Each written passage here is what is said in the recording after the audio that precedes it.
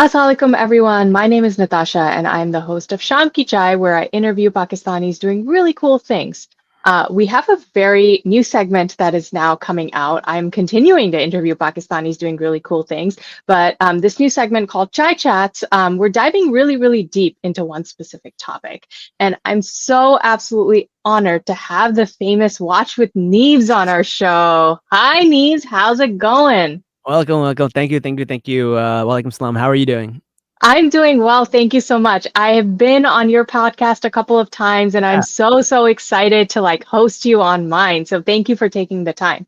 Yeah, no problem. I'm excited to be here, man. I'm always excited to support you.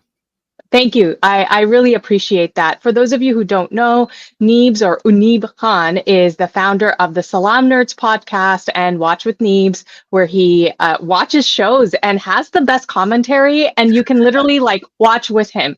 It started off focusing on the Marvel universe, I feel like, and now it's expanded out. So you want to give us a quick, 30-second deep dive on your show and your podcast and what you do? Yeah, sure. So, it all started in COVID, like most things do, where, everyone was disconnected and they wanted to feel a little bit more connected to their friends and they couldn't see them and they couldn't meet them.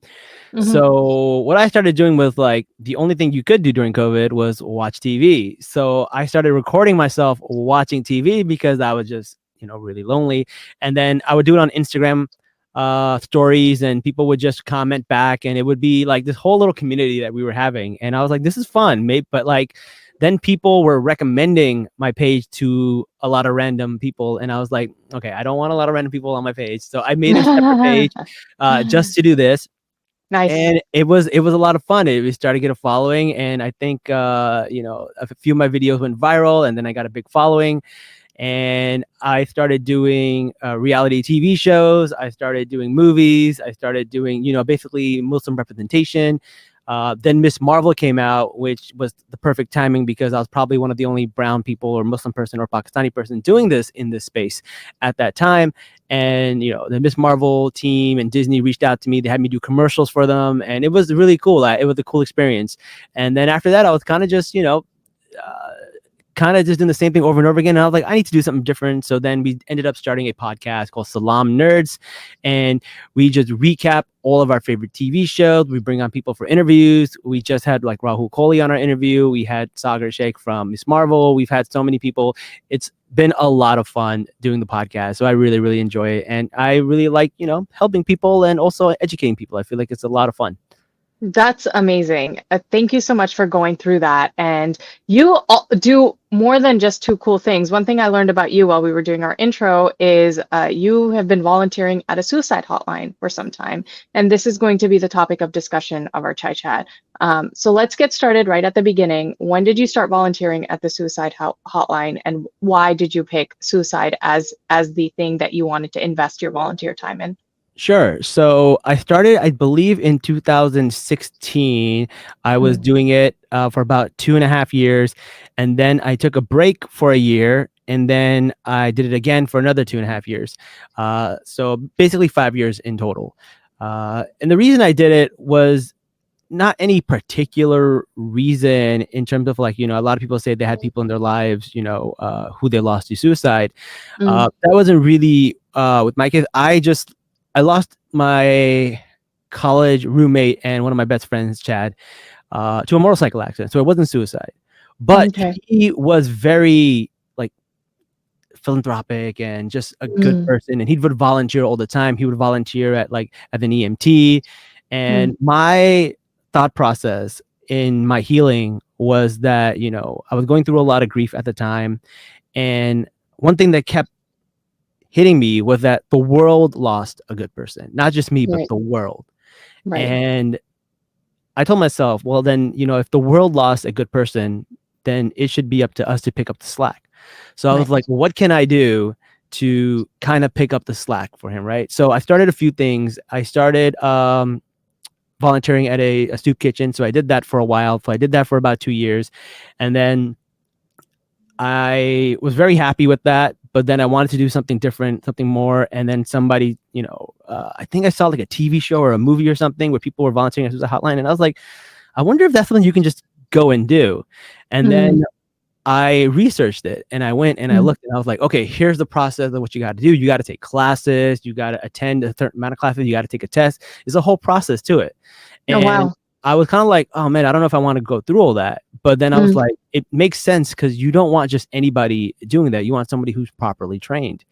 Right. And I decided to go ahead and do it. I decided to go get trained and see what it's like. And you go through like an internship level process, then you get to internship Whoa. two, and then you get to do it with like a partner, then you get to do it on your own. So it's like whole levels to it, which are Whoa. cool because I love the fact that there's like safeguards in place so Yeah. that people who are calling are protected.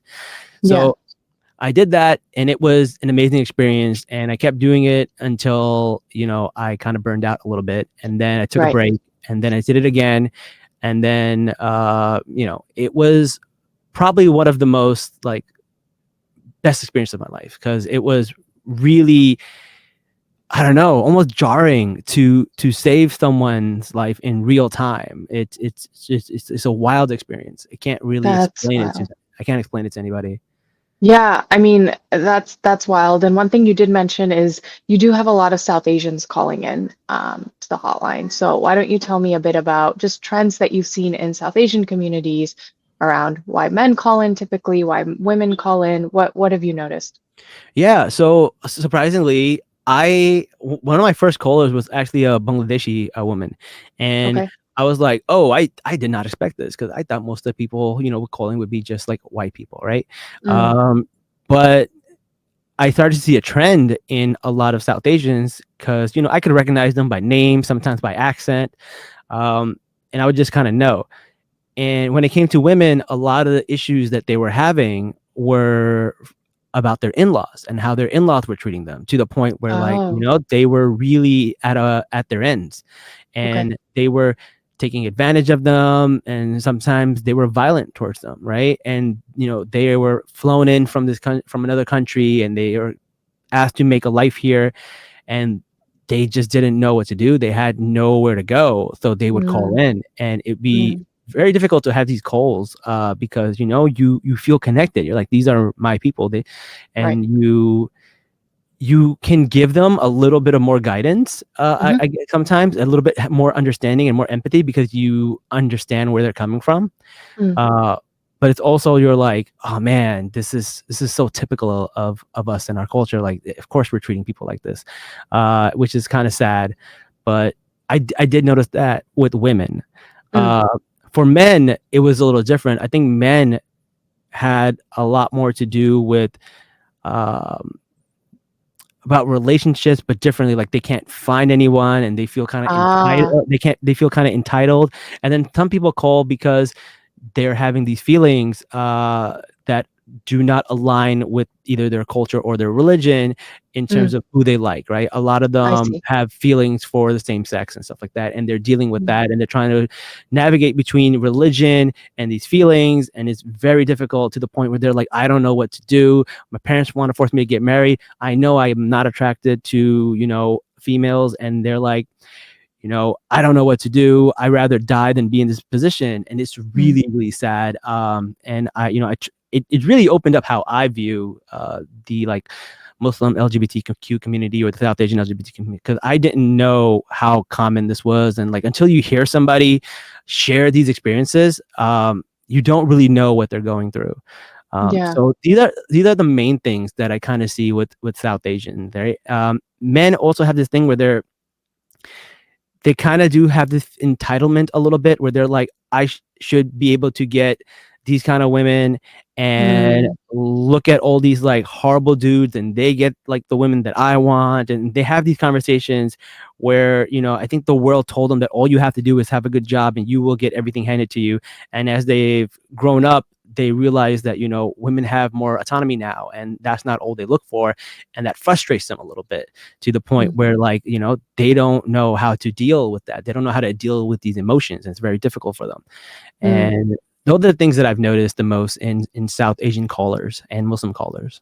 Got it. And from what you've noticed, and this isn't specific to South Asians, but just generally, from the people that you've spoken to and the training that you've gotten, how long does it typically take someone to have the initial thoughts of suicide to act on it? Is It's there? Yeah. It varies. There's Okay. no one real way to do that. It could be years, it could be weeks, right? It's one Mm, of those things where you can't really predict something like that.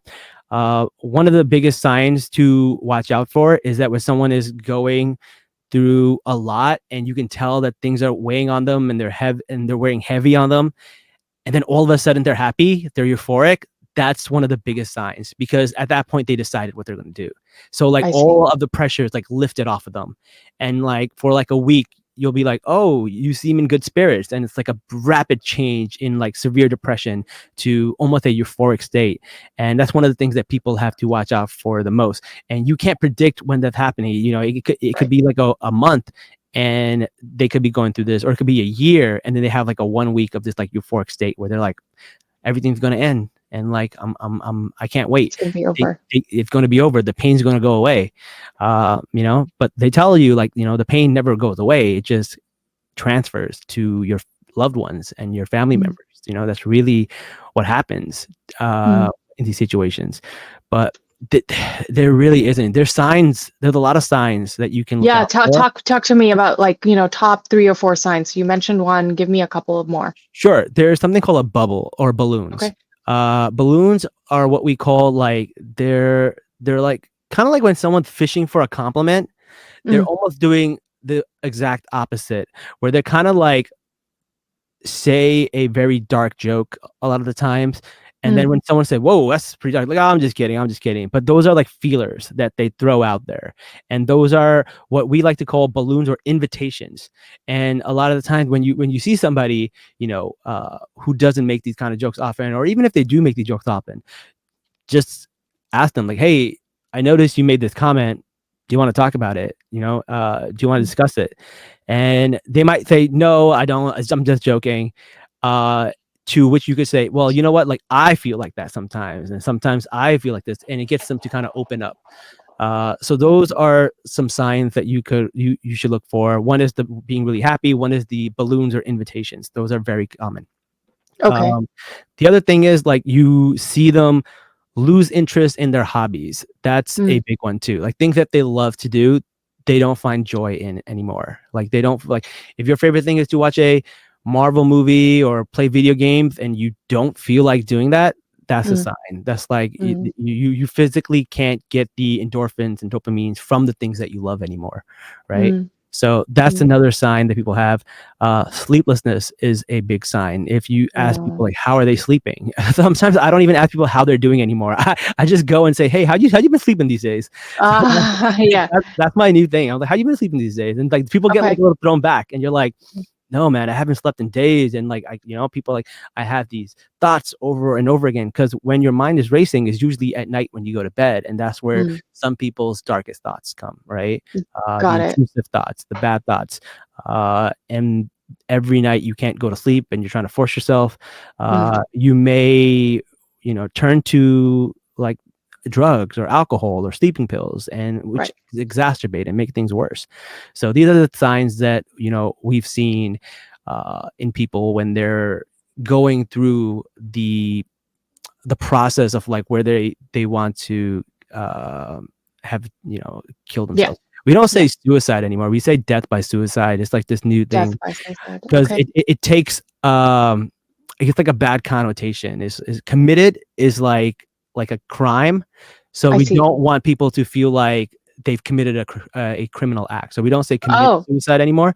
So we'll okay. say they suicided or they died by suicide, because people don't realize that you also have to take into the account like how the family feels after something like that happens, Right. right? When they hear things like committed suicide and all these things, they have like these bad connotations, and it makes them feel like their loved one was a bad person for doing this, and Ah, that's not really the case. These are yeah. battles and demons that people are facing every single Right. day. Right. And we don't know who's strong enough to handle it. We don't know what would happen if we get to that state, right? And if we would be Yeah. able to handle it, it's very difficult. It's almost like alcoholism, where it's like a disease. Depression Right. is really difficult to manage. It's not something you can just turn off and on and watch a movie, get some ice cream and be cured. Yeah. Or even pray away, where a lot of people say, which praying, I'm not gonna lie, praying definitely helps. It helps me, but it's not something that you can just rely on. No, agreed. Final question before we wrap up. How do you approach someone that you think may be considering suicide or might be having those thoughts? Yeah. So first thing people need to do is not be afraid to say the word. I think a lot of people dance around the word and they try to tiptoe around it and they say, are you hurting yourself? Are you doing this? You should be direct. You don't have to be direct right away, but you should be direct. There's 3 processes in how to help somebody, right? The first process is connection. You got to build connection with somebody. It usually that takes the longest. It takes maybe 2 hours sometimes, maybe it takes 3 hours. It's a conversation where you get people to connect with you, whether they're a friend or they're a stranger. You need to connect with them first. Then what you do is you have to talk with them and find their lifeline, something that still gives them joy in life. Like sometimes somebody be like, oh, you know what? I love horses and I've talked to people about horses. Tell me what you like about horses. I love this anime. Tell me what you like about anime, right? And then they start to see a little bit more light. And then what you do is you do the turning point where you come up with a plan to keep them safe for now. And that's what we do. We're not therapists. We're not psychologists. We can't cure you. We can't like fix you, but we can keep you safe for now. That's the most we can do until your next call. We can keep you safe. So we come up with a plan and we'll say, dump all your pills in the toilet. Can you do that for me? Can you here's some numbers? Can you make an appointment for this for me by tomorrow? And we'll come up with a plan for them to do. So these are the 3 things that we kind of do. There's some things that are a little tricky that you could only know if you've been trained. Like I know the first thing that people like to say, especially to a mother, is think of your kids, right? That's like it's intuitive. You're like, oh, think of your kids. You can't do this. Think of your kids.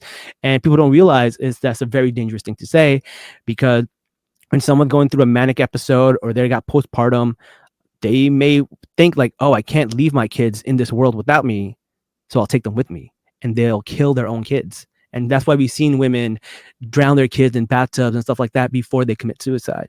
So these things are very tricky, but you have to be direct. Don't walk around the topic. Say the word and take its power away, so it's not as scary to people.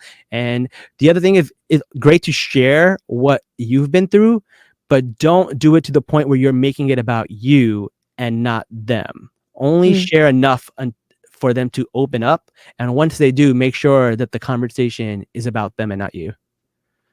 That's really helpful. Thank you so much, Uneeb, for coming on the show, for giving us this overview. You've given us a lot of information. You also have worked at a hotline. You've done training. So I'm going to reach out to you and make a little packet out of everything and get some resources from you. And then it will be, in the comments so people can look at more resources or find help if they need. But again, really appreciate your time. This is a super important topic. And yeah, go ahead. I want to say one more thing.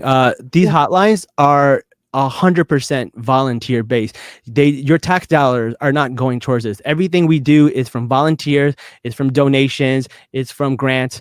None of this is coming from your tax dollars. So all of this is done with like really smart people and really people who care about these things, and they're doing it out of the goodness of their heart. And all of the I've met amazing people who've done this, and it's a difficult, very difficult volunteering thing to do.